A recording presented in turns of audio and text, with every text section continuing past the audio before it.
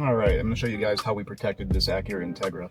For starters, we did the Compustar PRO T13 remote start and alarm system. This one comes with the LED remote with a two-way signal. So basically when you send a signal to the vehicle, it confirms back on the remote, tells you, yes, I did your action, no I did not.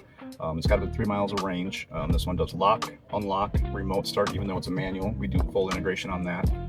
It also, alarm-wise, does door sensors, trunk sensors, hood sensors, so if any of those were to open, it's going to activate the alarm, also notify you on the remote or your drone. It also has a shock sensor, a glass break sensor, a digital angle sensor, so if someone were to like lift up the vehicle to try and take the wheels, something like that, it's going to also trip the alarm.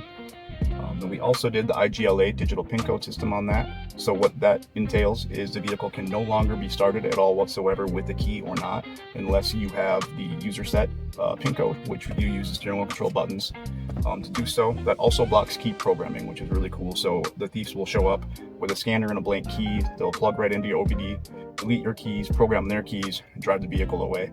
The IGLA stops any of that from happening. So check this out. We got the vehicle key right here with us.